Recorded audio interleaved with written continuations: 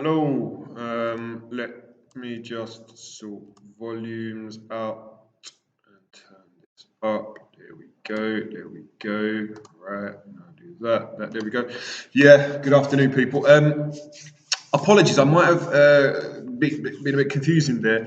I did come on Zoom at half one. We got to half a class, we got to 10. And we took a bit of a group consensus that because there is this luxury of with online learning doing a recording so everybody can engage, so to speak. Mr. Belhaj especially was very concerned about whole class learning rather than individual learning.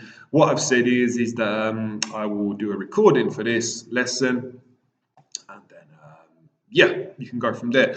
Now, I know that a few of you are emailing me saying that due to transport times and that you couldn't attend the lesson. You know, we're all in this morning doing UCAS. Hopefully that was of use to you. So to those who came onto Zoom, thank you. Apologies that we're not having kind of an interactive lesson. But as I said, we're just going to look to that business growth. It's not a huge topic. Next week, however, we go back to normal. So there will be a Zoom lesson at 1:30. I'll probably be working from home, but there we go. So I hope this morning was useful for you. Don't forget that the internal deadline for UCAS is the 3rd of December. That's all told, and there's quite a lot of processes after that for your tutor to do them, for admissions to do. So please do get this stuff done. All right, anyway, we're not here to talk about careers. You might also notice that the date for today's PowerPoint is the 8th of November, 2019. So what I will do is that I will edit that off. I've already uploaded it to Classroom anyway. It's clearly not, but I've put it underneath the correct date in the classwork. All right, so short and sweet, really. Today we're going to talk about business growth. We're going to think about why businesses grow and the problems that are caused by business growth. Next week we're going to look at reasons why firms stay small. We're going to do some exam work. And then we're going to look at mergers and takeovers, stuff like that. So there's a suite of about 4 lessons now, kind of looking at growth and the objectives that we have by growth. Now, what do you lot need to know? Simply speaking, you need to know why firms want to grow, all right? And there's kind of a few key reasons. Number one, we think about achieving economies of scale, which we'll go back over in a bit. We've done it before, but we'll recap in a second. We'll think about kind of Porter's 5 forces of market power over customers and suppliers. We'll think about market share and brand recognition, and then obviously linked to profit. And then there's 3 issues arising from growth. There's your internal communication issues, diseconomies of scale, and the idea of overtrading. We'll set 2 worksheets, and that's pretty much going to be it. Okay. Now, I have noticed that I was looking on your mark book the other day. I've not actually marked a piece of work for Google Classroom in over a month now. It's about mid-October. So I've got economics year 1 stuff to mark this afternoon. I will try and endeavour to make sure that by this time next week I am up to scratch. I think I need to mark off, I know I need to mark off a hell of a lot of work. So apologies all over the place from me, but it will get there. Okay. Now, in terms of the key reasons for growth, the objectives of growth, well, these are your key 5, okay? Number 1 is to increase profit. And what you would say is, if you are a growing company, you're listed, say, on the FTSE 100, the NASDAQ, the DAX, whatever you want to call it, all those different kind of stock markets around the world, you need growth. Because you've got shareholders. And what do shareholders want? They're willing to give you a little bit of money, or quite a lot of money in some cases, to buy shares, but they want their dividend. They want their share of profits every 6 months to a year. Okay, they want to see their share values going up. So that when they want to be selling them, they're going to get more of a return. Okay, so yeah, it's kind of, if you've got shareholders, you need to grow because shareholders aren't stupid. The only reason somebody buys shares is to make money. You don't buy shares for the fun of it or because you fancy the look of a company. You know, you buy it to make cash. So the firm needs to be growing. We said that economies of scale, as it says there, by growing the scale of output, a business can achieve lower unit costs. And we spoke about, bulk buying, marketing, discounting, stuff like that. Go back in your notes. I forget the lesson that it was in. It was to do with productivity and efficiency. So the first lesson that we did on operations, probably about lesson 4 or 5. But those economies of scale, as your firm gets bigger, your unit costs come down because you become more efficient, or that's the theory anyway. You grow to increase your market power, and this comes to Porter's five. So we're linking in a theory there, Porter's five forces, to a reason for growth. When you grow, you can you get bigger bargaining power over your suppliers and your customers, and that gives you a USP, a competitive advantage. And I've said this before, that if you're like Tesco's, and one of your suppliers is kind of a farmer out in Essex, okay? Well, you're at that point now, you're so huge that, you in theory control that supplier. If you say to the farmer for their milk, we want to pay you 10p a litre, and the farmer goes, no, I want 20p a litre. Well, who's got more power? Tesco's or a local farmer? It's going to be Tesco's. They're going to say, well, hang on, there's a farmer down the road who do it for 10p, so we're just going to go to him or her and scrap you, okay? So you get more control over your suppliers and in theory your customers as well. Increased market share and brand recognition. I mean, there is a link between a higher level of market share and brand recognition, which, high market share plus increased brand recognition leads us to higher profits. Okay, so you grow to make more profits because people are more aware. And we've spoken in the past about word of mouth promotion, free promotion, but then we've also mentioned, think about the American football Super Bowl every February. I mean, I forget, I think Shaquille might have remembered it, or someone knew it was like $1 million for, say, 30 seconds of advertising time in that Super Bowl, okay? So you can't do that unless you're a huge business. You're not going to get a local business advertising during the Super Bowl. But to sum this all up, why do we want to grow as a business? Why is big, in a business sense, a good idea? Is because they're more valuable. It's as simple as that. You've got your $1 trillion revenue firms. I think it's trillions now, like Apple, Facebook in terms of growth, the monetization of Facebook via advertising and stuff like that. It just adds more value to the company. Then in turn, you can attract more shareholders to inject more capital, and there we go. All right. So the key reasons for growth are those pretty much. But we did say that there were 3 issues with growth, all right? And we're not even going to talk about the speed of growth today. We're going to do a bit next week when we consider the speed of growth, because too big, too quick at times isn't a great thing. We will touch on that in a little bit, but we'll do a bit more on that as we go on through the weeks. So the key problem, or one of the key problems of growth, is going to be this kind of geographic spread. People become dispersed. For example, if you set up, say, a media consulting firm and you start off only in London and you've got, say, 10 workers, cool, all right, and then the company grows, you've got 20 workers, more contracts, more money coming in. Then you go, all right, let's open up in Berlin. Okay, let's set up in Germany. And you might take maybe 5 workers from the London office and send them over to Germany.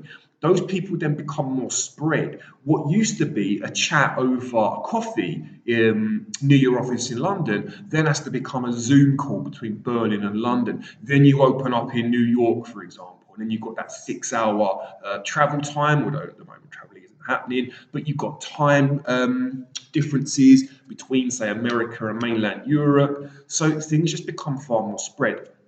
Communication becomes more formal and less frequent. We stick with that example of a media office in London.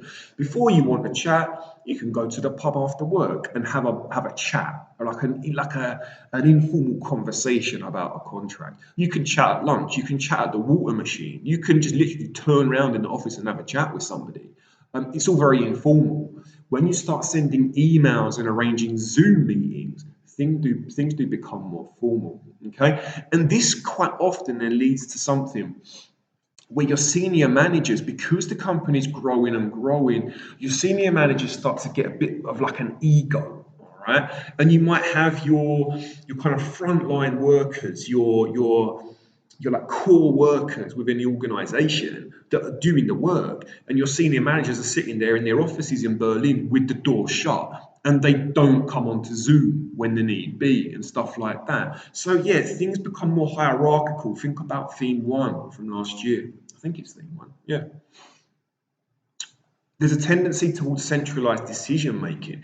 In smaller firms, smaller companies where everyone's based in one office, you can have your quality circles, you can have your group think, you can have little chats about strategy and tactics and innovation. But when the company gets bigger, you need these senior leaders, these males, these females, that are kind of going to centralize power to them and make those big decisions. So your core frontline employees start to feel less empowered, start to feel less motivated. And the bottom bullet point there, if your employees start feeling more distant from the core leaders, the core purpose and the core values of the business, then you've got a problem. You see, you set up a media consultancy firm in London with, say, 6 workers, there's going to be some real cohesion and real motivation, like we're all in this together, we're all like fighting to kind of benefit this business. But almost when you're in 4 different countries and you've got senior leaders and you've got a board and you've got maybe shareholders coming in, it's like, what more can you achieve? And the core values of your small London-based business are now spread over Berlin, New York, London, Milan, or whatever. And then, yeah, you're really moving away from that initial mission or vision that would have happened at the start. Okay, but in all this, communication then becomes distorted. Okay. Secondly, what could happen is diseconomies of scale. Okay, so diseconomies of scale, and we have mentioned this before, is when the firm gets too big, maybe too quickly, maybe not, or it just gets too big. All right, and then unit costs start to go up. We know that because of bulk buying, because of spreading your cost of advertising over a far bigger budget when your company is bigger, the cost per unit can drop. But actually, if a firm gets too big, it goes beyond its optimum size. It becomes less efficient. Now, this might be due to 3 things: a loss of control, monitoring productivity, monitoring quality gets forgotten about.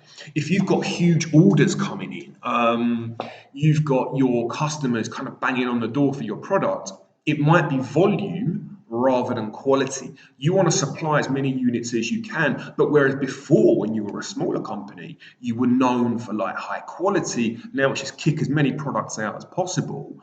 And here we go. But obviously, if things are then going to start getting returned to you or customers start complaining, there's more wastage there, there's inefficiency showing up. Okay. Second one, diseconomies of scale.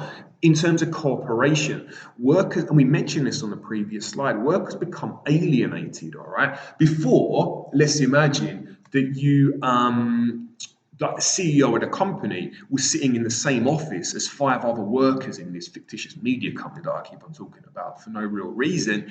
You know, workers could chat to the CEO, they could bounce off ideas, whatever. Now the CEO's out in Berlin, you've got other workers in London, and the CEO turns their phone off because they're engaged on an important Zoom with America, for example. But you as a core worker start to feel a bit, oh, well, hang on, they used to chat with me before, we used to go and have lunch together. Now they can't even pick up a phone call from me. And you then lose motivation and you might think, well, I'm going to sack this off and go and work for another company. So big firms tend to lose talent when these workers feel alienated, when they almost feel like numbers on a payroll rather than Neil Slotnick, amazing creative designer for this organization. And what we then start seeing is the negative effects of internal politics. Okay, now Leighton is quite a political organisation. We've got 200 or so teachers, and there's kind of always little things going on. You know, I don't need to kind of get into the kind of ins and outs, but just like young people, people of your age, adults fall out, adults gossip, etc., etc. But when there's only 5 of you in an office, there's actually not that much to fall out about. There's not that much to gossip about. But when you're at, say, 200 members of staff spread over 5 countries, you're going to be sending emails. Oh, the flipping CEO, I tried to phone this morning, didn't bother picking up his phone or her phone. We used to be really tight, now we're not. Then it gets really kind of like gossipy and, whatever other words you wish to use. There's too much information going on, unrealistic expectations among managers, and clashes between people with egos and people that are more bought into the company. Okay, and quite often what we're finding now in kind of education is a very different world now to when I started teaching, say 20 or so years ago. You've got a lot of managers coming in. So typically when you lot were at school, I would imagine, and certainly when I was at school, the head teacher was always a teacher. They did that groundwork in the classroom, teaching economics, teaching business, teaching whatever, and they then worked their way up into management. What a lot of these academies are doing now, these kind of big hackney academies with like one brand name for say 10 different schools, we call these multi-academy trusts, is that they're hiring people out of the city, or they're hiring people from financial firms to come in and become the head teacher, but they call them executives, okay? And quite often these people carry in that kind of city mentality, cut costs, and they're kind of turning education into a business now. But whereas education should be about the student, these people come in with their egos and their desire to drive down costs, and they're going to get rid of this department, get rid of these managers, etc., etc. And then we see clashes and demotivation. So these multi-academy trusts, these, I don't know, the Petty academies, the Mossbourne academies with 6 different schools, and they've got primary schools, they've got colleges, they've got secondary schools. It becomes a business rather than an educator. So we have issues there of kind of politics within the organisation. Okay, and the final problem of getting too big is bringing in the timescale now, something called overtrading. Overtrading happens when a business expands too quickly without having the financial support for the financial resources to support such a quick expansion. Okay, now, little story about this. One of the biggest examples of overtrading that killed a company was Woolworths. And I'm not too sure if I've mentioned this before or not, but I'll say it again. And if you're bored, flick forward 2 minutes, fast forward for 2 minutes. So Woolworths was the king of the British high street, was also king of the Australian high street as well. And you could go in there in the 90s and the early 2000s and buy your computer games. You could buy sweets, clothes, kids stuff, fishing rods, tea, whatever you wanted, okay? But what was happened upon a great idea that people wanted the convenience of being able to buy loads of different things under one roof. And in the early years, the company was blowing up. It was doing really well, making loads of profits, high shareholder value, etc., etc. And they thought the more branches we have in different cities around the UK and different towns, the more money we're going to be making. But they didn't have the money from their retained profits and their capital to be able to actually buy their own spaces in towns and cities. So the Woolworths strategy in the growth years of these 70s, the 80s, and the 90s was to rent properties. Okay, just like when you rent a house or a flat, you're renting from a private landlord. So what was happening is that they were just, they were making enough profit to be able to pay the rents, but they actually had very little in terms of asset. Their key assets were their stock, and that was about it. They actually didn't have any buildings of their own. They didn't have any fixed assets. There was no machinery. There was no buildings. And what killed them off, obviously, was 2008, the kind of great financial crisis, whatever you want to call it. Because when the economy started struggling, the landlords of these buildings in cities and towns all over the UK, they were struggling for their cash as well. So they were going to Woolworths and saying, well, look, you used to pay, I don't know, £10,000 a month for your building in Middlesbrough. We're stuck for cash. We need 20,000, okay, per month. And what Woolworths quickly found out was because they didn't have any of their own assets, and because they didn't have the financial resources way back in the day in the 80s and 90s to be able to buy property, they couldn't pay these new rents. They couldn't trade as Woolworths, and they had to shut down the whole enterprise. And as far as I'm aware, they are back online now. You can still buy your pick and mix sweets online. I don't know if you guys are a bit too young to remember that.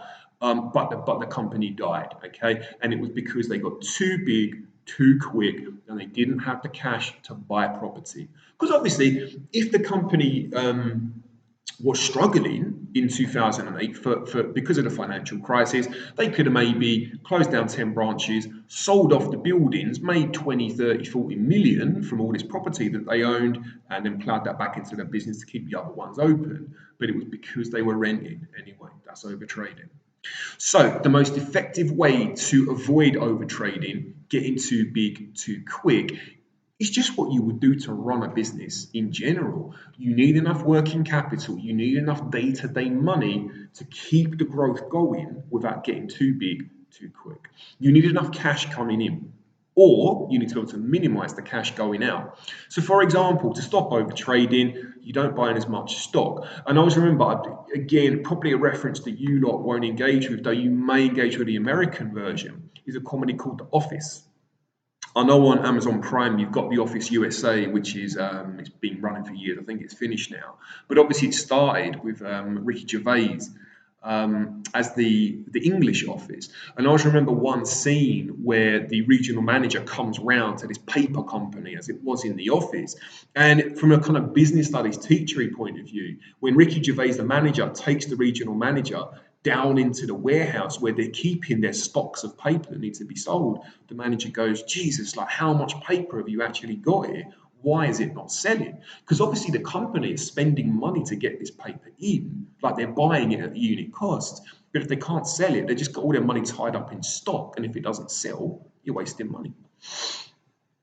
What companies could try and do is to scale back the pace of revenue growth until profit margins have improved. What we're saying there is it almost like revenue is one thing, but if to make £100,000 worth of revenue, you're spending £99,000 on costs just to get £1,000 profit, you're probably selling a bit too much. You're probably buying in a bit too much stock. So maybe slow things down, let the profit margins improve, let more cash come into the company, and there we go. Now, this is interesting. Managing the risk of overtrading. Third bullet point, leasing rather than buying equipment. Leasing means renting. But that was the whole thing that caused Woolworths to crash. The fact that they didn't buy capital equipment, buildings, so to speak, and the fact that they rented it, plus the 2008 financial crisis, that was what killed them. I suppose that the logic of this PowerPoint slide, by leasing rather than buying, you're kind of, I don't even know. Maybe when you rent an item, you're not having to pay, say, £1 million up front. You're paying £10,000 a month or so, or £100,000 a month or something. So it keeps cash within the business. But when you lease or rent an item, the item is never yours. The building is never yours. The machinery is never yours. So you've got nothing to sell to get loads of cash back into the company if there need be. You may try and obtain better payment terms from suppliers. They might want you to pay them in 30 days. You might say, no, give us 90 days. Okay, so just, taking longer, keeping cash within the business for longer, but also enforcing better payment terms with customers, i.e. through prompt payment discounts. You as a company that is growing want as much cash into the company as soon as is humanly possible. So if you offer discounts for instant payment, for example, that's going to get ready cash into your company. Okay. Now, there's a really interesting question. I do like this, and I actually think I'm going to set this as a just a question on Classroom. To what extent do you think that large companies are likely to increase in size further over the next 20 years? What we do know, and this was happening way before coronavirus, but that's kind of made the situation worse, is that the Great British High Street is dying. Okay, so when I was a kid, growing up, I grew up in Redbridge. Most Saturdays were spent down on the Ilford High Street or in the Exchange Shopping Centre. I wouldn't really dream of going there now because there's nothing there for me. The kind of, obviously I'm not a kid anymore either. I might act like one, but I'm not. But the Great British High Street is dead, and people would much rather go online. If they have to go shopping, they're going to go somewhere like your Westfield Stratford or Bluewater out in Kent or Lakeside out in Essex. But even Lakeside in Essex, which again, when I was a kid was like this, I've never seen anything like it. Even that's dying. The kind of the parent company of Lakeside is really struggling. Okay. So can you see large companies getting bigger? Can Facebook grow anymore? Can Apple grow anymore? Or is Apple just doing the same thing over and over without making that much more of an improvement? Is the iPhone 12 any different to my iPhone 8, other than the fact maybe it's a bit longer and a bit less heavy, for example? And can these companies really innovate anymore? So I'll let you think about that, and I'm going to rewrite this question onto Classroom. Please do pop down your thoughts. All right, so basically speaking, people, what I would like you to do is 2 worksheets, and they're already up. One is a simple one on the dangers of overtrading and the causes and effects. And this one is a bit of data analysis. You've got some financial information and some operations-based information. and what are the strengths and weaknesses of the company. All right, so it's all pretty self-explanatory. Have a look. Anyway, this will be up and running by 2:30. Thank you very much for those that turned up. Those of you that were in this morning, hopefully the UCAS thing was useful. 3rd of December is your deadline. I will catch up with you all next Tuesday, where we flip this lesson over on its head and we start looking at reasons why some firms choose to stay small. 2 worksheets, 4:30, off you go. Enjoy.